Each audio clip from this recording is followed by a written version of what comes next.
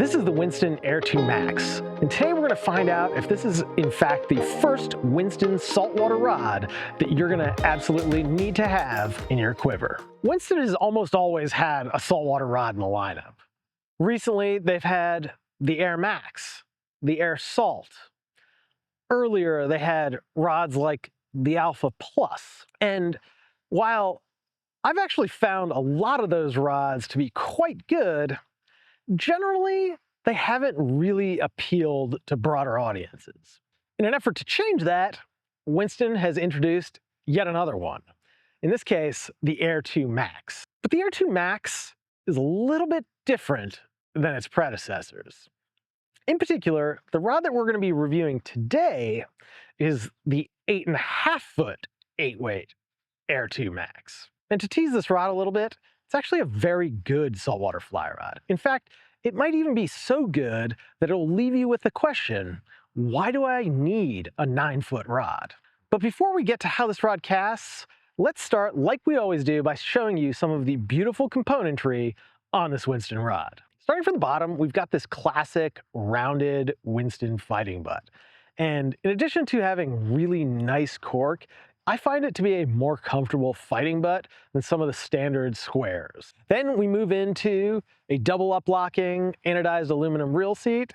You see we've got this nice RL Winston Rod Company logo here etched into it. Very pretty. Then we've got a fairly standard full wells grip here. Of course, Winston cork is definitely amongst the best in production fly rods. Then, of course, it wouldn't be a Winston without this gorgeous green blank. And they've also added absolute top-notch componentry here. We've got 3 Cerakoil stripping guides on this rod. And these are the same guides that we use on the Atlas, and they're just the lightest and best guides that you can use on a saltwater rod. Now we're here at the snake guides, and these are a recoil snake guide with a titanium finish, and these go all the way up the rod. But now, let's take it out in the field and do some casting. Before we continue, I wanted to let you know about Trident Travel, our new destination travel service where you'll get our expert planning and guidance at no additional cost. That means no credit card fees, no booking fees, and for a limited time, you'll even earn Trident rewards on your travel bookings. So for every trip you book, you'll be earning valuable points that you can use towards free tackle here at Trident. Recently, we've had some clients go on some absolutely fantastic trips, like salmon fishing in British Columbia, trout fishing in Colorado, and Arctic char fishing in Iceland. So if you're thinking about taking a fly fishing trip, Trident Travel is the way to do it. We've got a ton of great destinations, excellent service, and even more destinations being added every month. Check us out at tridentflyfishing.com/travel. Casting the Air 2 Max. Once you get this rod in your hand, you instantly feel that it is way, way lighter than any other Winston 8-weight, at least any other that I've cast. That swing weight really changes the dynamics of this rod. So we're casting it today with SA Bonefish, and SA Bonefish is not a heavy line. In the past, I've also cast this with an SA Titan taper, and so I knew that it would perform really well with those heavier lines, but I wanted to bring in something that was more applicable to flats fishing because, let's face it, a lot of you are going to be using this rod for bonefish and permit. And as we start at 40 feet, it's really not my favorite rod at the short distance. You're making these very tippy casts, and it is just too quick with that SA Bonefish. However, everything changes when you move back to 60 feet. The dynamics of this rod are completely different, and it goes from a rod that is too fast, too quick, to a rod that is absolutely dialed. Now, I do want to caveat that by saying that you do have to have pretty good timing, at least with this bonefish line, to make this rod perform. It's not a rod that everyone's going to pick up, or probably that everyone is going to like. But you get really, really good intermediate distance accuracy. You get really tight loops. It's going to be great into the wind. And when you push into that really fast butt section, you're also rewarded with great distance.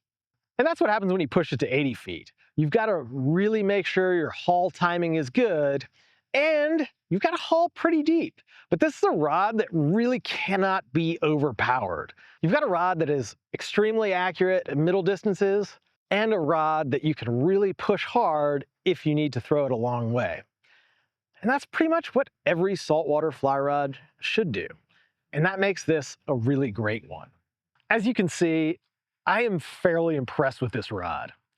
And when you really think about it, while it doesn't have really great feel and accuracy at the closest distance, it really does a lot of what you want an all-around saltwater rod to do. And with that, let's move on to the Poseidon Score, starting with accuracy. This rod is highly accurate at the middle distance. It is reasonably accurate at the 80-foot distance and okay at 40 feet. All in all, the accuracy is better as you spend more time with the rod and get used to that timing. I'm going to give it an 8.5 out of 10. Up next is components, and Winston really pulled out all the stops in that department, and this rod earns a 10 out of 10.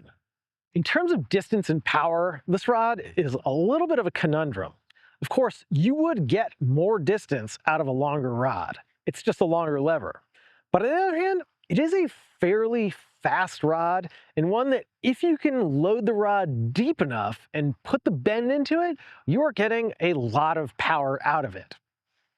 Overall, I think it is a fairly powerful rod, and definitely one, if you were to throw, say, a Titan taper on it, you could cast the entire line all day long. I'm going to give it a 9.5 out of 10. Up next is the grip, and while this is a standard full Wells grip, I do think that the cork is better on this Winston. I'm going to give it a 9.5 out of 10. Next is workmanship, and the workmanship on these Winston rods is really second to none when it comes to a production rod, and it earns a 9.5 out of 10. In terms of swing weight, this rod comes in at a hair over 68 gram meters squared, and that makes it an absolutely insanely light 8-weight rod. In fact, it's one of the lightest 8-weights that we've ever swing weighted. All in all, this is an insanely light 8-weight. It earns a 10 out of 10. Up next is value, and this rod comes in at, wait for it, $1,245.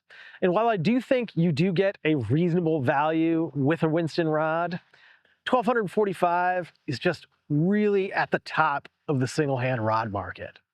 It's really hard to give this rod a high score in this department. That said, I'm going to give it a 7 out of 10. And last but not least is the cool factor, and while I think Winston rods are cool, they're not quite as cool as Scotts and Sages are these days, and certainly not saltwater rods. I'm going to give it an 8 out of 10. And that leaves us with a total Poseidon score of 72 out of 80, which is really just a fantastic score and just shows you how good this rod truly is. Let me know what you think about this Air 2 Max by leaving us a comment in the box below. And don't forget to like and subscribe if you're interested in getting notified first about any of our upcoming rod reviews. And of course, if you've got questions about this Winston rod or any rod in the Winston lineup, we've got answers. Give us a call at 888-413-5211 or email us 24/7 at support@tridentflyfishing.com. I'm Ben. Thanks for watching. We'll see you next time.